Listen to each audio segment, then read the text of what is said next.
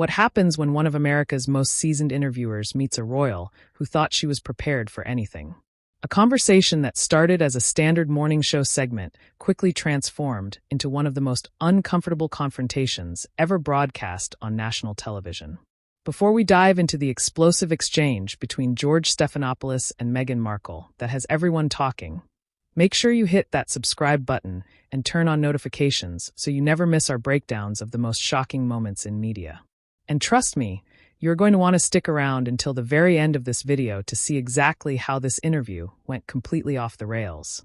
It was supposed to be a routine appearance on Good Morning America. Meghan Markle arrived at the ABC studios to promote her latest charitable foundation. George Stephanopoulos, not originally scheduled to conduct the interview, replaced Robin Roberts at the last minuta, seemingly innocent change that would prove to be the catalyst for what unfolded. Thank you for joining us this morning, Stephanopoulos began professionally. Your foundation has been making headlines recently. Markle smiled confidently. Yes, George. We've been doing incredible work focusing on mental health awareness and support for women re-entering the workforce. The response has been overwhelming. What viewers at home couldn't see was the production assistant who had just handed Stephanopoulos a note. His expression changed subtly as he glanced down at it. Before we discuss the foundation, Stephanopoulos pivoted. I wanted to address some reporting that came across my desk this morning. There seems to be a discrepancy between the financial statements your organization filed publicly and what several donors have claimed regarding their contributions. The camera caught it perfectly at that microcond of shock in Marle's eyes before her media training kicked in. I am not sure what reports you're referring to, George. Our financial records are completely transparent. Well, according to documents we've obtained, Stephanopoulos continued, holding up a folder. Several donors have come forward saying their contributions were reported as significantly larger than what they actually provided. One donor in particular, a Mr. Winter, claims his $10,000 donation was reported as $100,000 in your public disclosures. The studio fell silent. Stephanopoulos let the silence linger, a tactic he had perfected during his years of political interviews. That is absolutely false, Markle responded, her voice noticeably tighter. And honestly, I am surprised that a journalist of your caliber would ambush a guest with unverified allegations. These aren't unverified, Miss Markle. We have the receipts from the donors, copies of the thank you letters from your foundation acknowledging the actual amounts, and then the public filings showing the inflated numbers. Would you care to explain the discrepancy? The production booth was in chaos. This was not the approved line of questioning. The segment producer frantically signaled to go to commercial, but Stephanopoulos simply ignored the cues. This interview was supposed to be about the foundation's work, not about baseless accusations, Markle countered, her composure beginning to fray. If there are any discrepancies, which I doubt very much, they would be simple accounting errors. Several journalists have reached out to your foundation over the past 3 weeks regarding these discrepancies. According to our sources, all of them received cease and desist letters from your legal team instead of explanations. Would you consider that an appropriate channel for addressing legitimate questions about a public charity? Markle's publicist moved forward, signaling that the interview needed to end, but Markle raised her hand slightly, stopping her. Your sources seem to have provided you with a very specific narrative, George. One that conveniently overlooks the tremendous good our foundation has accomplished. This feels less like journalism and more like an attempt at character assassination. I assure you, Miss Markle, my only interest is in the truth. And speaking of truth, there's also the matter of your foundation's claimed partnerships with several international organizations. We contacted all 5 of the organizations listed prominently on your website. 3 of them claimed they have no formal partnership with your foundation, and 2 stated they specifically asked not to be associated with your brand after initial discussions fell through. Can you address that? I find it interesting, George, that you've compiled what appears to be an extensive dossier of accusations without ever reaching out to us for comment before this interview. That doesn't strike me as ethical journalism. We did reach out, Miss Markle, multiple times over the past week. Your representatives told us all questions would be answered during this interview. In fact, I have the emails right here, Stephanopoulos replied, producing another document from his folder. Markle reached for her water glass, but her hand was visibly shaking. As she took a sip, she locked eyes with Stephanopoulos over the rim of the glass. You know, George, It seems you've prepared quite thoroughly for a completely different interview than the one my team and I were led to believe would take place today. I have to question the motivation behind this ambush. This isn't an ambush, Miss Markle.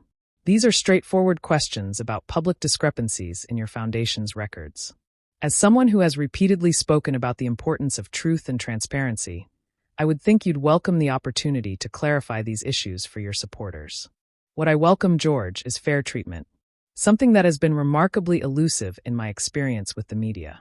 If there are legitimate questions about our foundation's reporting, we will of course address them through the proper channels. But I won't participate in what appears to be a predetermined narrative designed to discredit work that is genuinely helping people. Now, regarding the community center in Detroit that your foundation claimed to have funded and opened last year, city officials say they have no record of such a facility. The address listed on your website is apparently a vacant lot. Can you explain that? The question hung in the air as Markle's expression hardened. I'm not going to dignify that with a response. Markle finally said, "It's clear to me that this interview was arranged under false pretenses. Actually, what's becoming increasingly clear are the discrepancies between your foundation's claims and reality. As journalists, our job is to seek the truth, especially when it involves public figures soliciting donations from hardworking Americans. You know what I find fascinating, George? The selective rigor of your journalistic standards. I wonder if you apply this same level of scrutiny to all your guests, or if there's something specific about me that warrants this treatment. Miss Markle, in my 30 years as a journalist, I've asked difficult questions of presidents, prime ministers, CEOs, and countless public figures. Your foundation has solicited millions in donations based on claims that now appear to be at best exaggerated and at worst fabricated. The public deserves answers, and they'll get them," Markle responded. "But not through this obvious hit piece masquerading as an interview. Actually, Miss Markle, your team was provided with all of these documents yesterday. I have the delivery confirmation and an email from your chief of staff acknowledging receipt. Would you like me to show that as well?" The revelation landed like a bombshell. The momentary flicker in her expression suggested she hadn't been informed of this exchange. "I was not made aware of any such documents," she said carefully. "That's unfortunate," Stephanopoulos replied, his tone suggesting he didn't entirely believe her. "But now that we're here, would you care to address any of these specific discrepancies? Your supporters and donors deserve clarity. Don't you think, George?" Markle said, her voice steadier now. "My foundation has helped thousands of people. If there are administrative discrepancies, which I'm not conceding there are, they would be clerical errors that could be easily addressed without this public spectacle. Administrative discrepancies is certainly one way to characterize it," Stephanopoulos replied. "Your foundation claimed to have distributed over $2 million in grants last year. Our investigation found less than $800,000 actually reached these groups. That's a gap of more than $1.2 million. Would you classify that as a clerical error? Without seeing your alleged documentation, I cannot comment on specific numbers. Our foundation operates with complete financial transparency. Our annual reports are available online, and our books have been audited by a respected accounting firm." "Yes, Wellington and Associates," Stephanopoulos interjected. "They informed us they were only contracted to perform a limited review, not a full audit as your foundation has repeatedly claimed. They specifically stated they did not verify the existence or amounts of the grants you claim to have distributed. Were you aware of that distinction?" Markle glanced briefly off camera before responding. "There's a fundamental misunderstanding here about the nature of our arrangement with Wellington and Associates. They perform the level of financial review that is standard for organizations of our size. I have their engagement letter right here," Stephanopoulos replied, tapping a document. "It explicitly states that their review does not constitute an audit and should not be characterized as such in any communications. Yet, your foundation has used the word audit 27 times in public statements over the past year. I am not personally responsible for every piece of communication that goes out under the foundation's name," Markle said defensively. "We have a communications team that handles that messaging. So, you're saying you weren't aware that your foundation was misrepresenting its financial oversight to donors and the public?" Stephanopoulos pressed. "I'm saying that if incorrect terminology was used, it was not intentional, unlike what seems to be happening here today." "And what exactly do you think is happening here today, Miss Markle?" "A calculated attempt to undermine the credibility of my foundation and by extension me personally. The selective presentation of information, the ambush style of questioning. The pattern is quite clear, George. What's clear to me is that when presented with specific questions about your foundation's practices, you've chosen to question the motives behind those questions rather than addressing their substance. What's also clear, George, is that you've made up your mind about this story before I ever sat down in this chair. That's not journalism. That's agenda-driven theater. I came to this interview with questions, Miss Markle, not conclusions. Questions based on documentation and statements from donors, partner organizations, and your own foundation's representatives. What I'd like to address is the troubling pattern of media outlets like yours focusing disproportionately on perceived flaws rather than the positive work being done. Do you know how many women have returned to the workforce through our program? Actually, that's an excellent question, Stephanopoulos replied.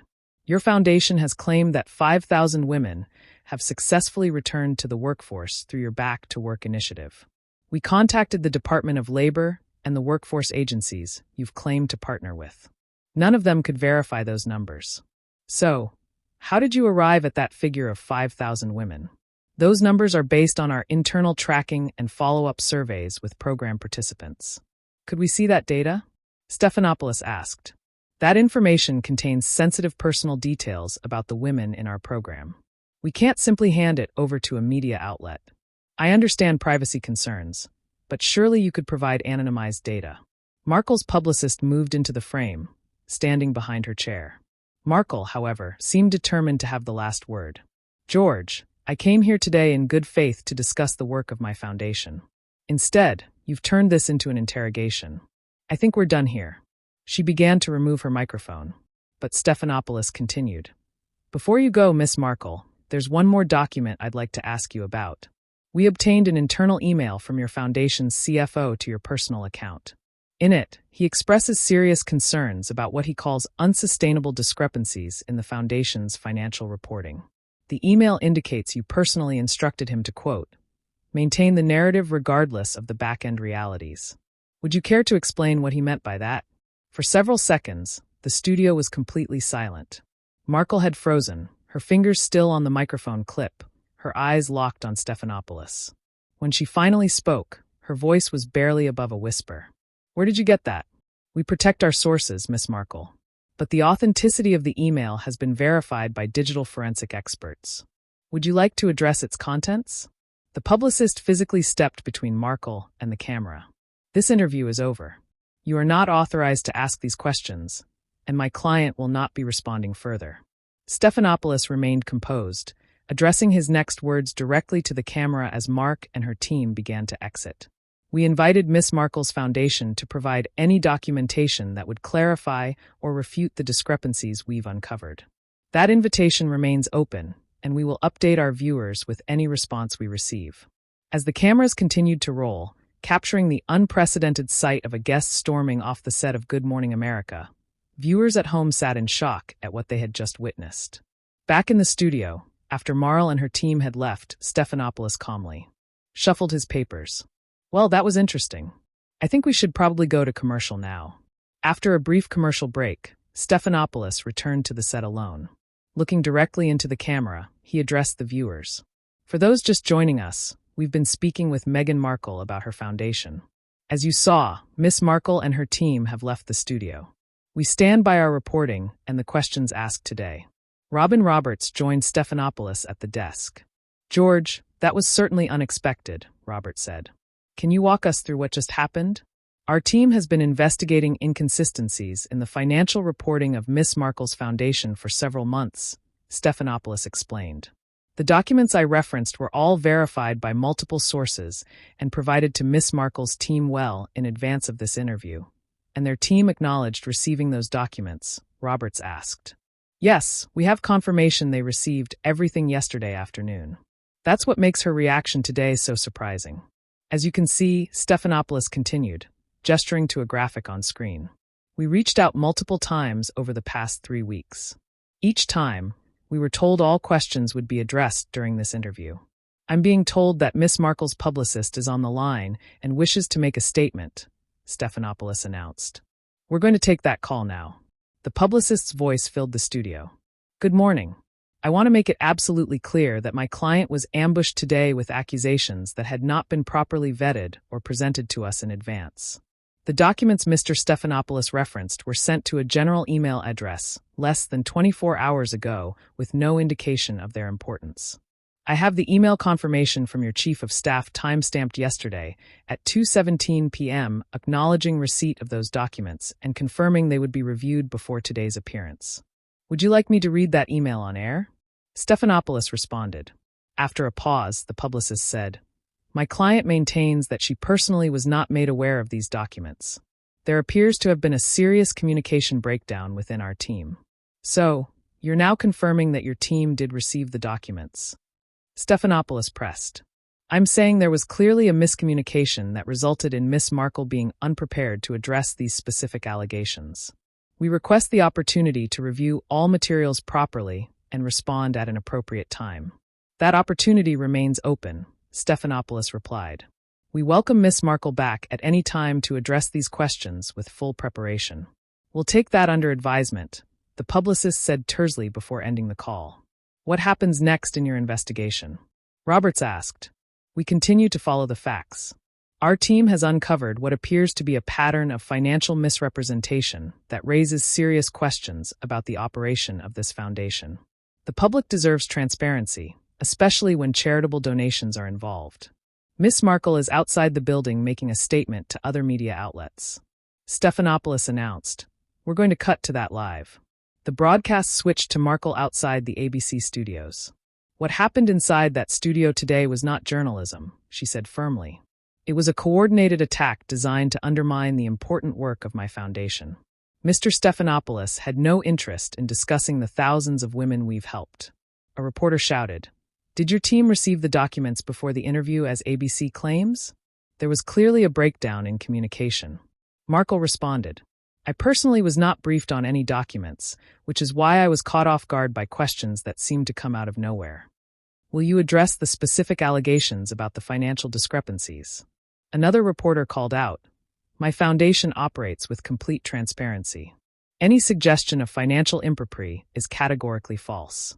We welcome proper scrutiny of our work through appropriate channels, not through ambush interviews designed for ratings." "What about the internal email mentioned by Stephanopoulos, where you allegedly instructed your CFO to maintain the narrative regardless of back-end realities?" A third reporter asked. "I will not dignify leaked communications that may have been taken out of context or altered. What I will say is that our foundation stands by its impact reporting and financial statements." Back in the studio, Stephanopoulos addressed viewers again. "Ms. Markle is certainly entitled to her perspective on today's interview. However, I want to be absolutely clear about something. Every question I asked was based on documented evidence that had been verified by our investigative team. This was not about ratings or creating a spectacle. It was about accountability. The email mentioned during the interview seems particularly concerning," Roberts noted. "Can you tell us more about that?" The email in question was sent from the foundation's CFO to Ms. Markle approximately 3 months ago. In it, he expresses serious concerns about what he termed unsustainable discrepancies in the foundation's reporting. The most troubling part was Ms. alleged instruction to maintain the narrative regardless of back-end realities, and your team verified the authenticity of this email. Roberts asked, "Yes, through multiple methods. The digital signature has been confirmed by forensic experts, and we have corroboration from 2 separate sources within the foundation who viewed the email chain." The broadcast cut back to Murley outside. "I have dedicated my life to service and helping others." She was saying, "My foundation represents that commitment in action. We will continue our important work despite these baseless attacks." "Will you sue ABC News over today's interview?" A reporter shouted. "We are exploring all legal options at this time," her publicist responded. "That's all the questions we'll be taking. Is it true that 2 of your board members have resigned in the last hour?" Another reporter called out. Markle stopped abruptly. Her publicist whispered something before addressing the reporters. "We have no comment on internal foundation matters at this time." Back in the studio, Stephanopoulos continued, "We've just received a statement from Wellington and Associates, the financial firm mentioned earlier. They confirmed that they were contracted only to perform a limited review of the foundation's finances, not a full audit, and that they explicitly informed the foundation that their work should not be characterized as an audit in any public communications. That seems to corroborate one of the key points from your questioning, Roberts observed. Yes, it does, Stephanopoulos replied. And it speaks to the larger issue here, which is the gap between what the foundation has claimed publicly and what can be verified independently. Stephanopoulos looked directly into the camera for his closing remarks. Throughout my career, I've believed that journalism serves an essential purpose in our society. We ask difficult questions not to create conflict, but to uncover truth. The questions I asked today weren't personal. They were about documented discrepancies that deserve explanation. We'll continue to follow this story and bring you updates as they develop, Roberts added. To our viewers, Stephanopoulos concluded, we understand that stories like this can be uncomfortable to watch, but we believe you deserve nothing less than our most diligent effort to uncover the truth, especially when it involves public figures and charitable giving. We'll be right back after these messages, Roberts said as they prepared to go to commercial. And now, I want to thank you all for watching this breakdown of one of the most explosive interviews in morning television history. If you found this analysis interesting, make sure to hit that subscribe button and turn on notifications so you never miss our deep dives into media's most shocking moments. What do you think about how George Stephanopoulos handled this interview? Was he too harsh or just doing his job? Leave your thoughts in the comments below, and I'll see you in the next.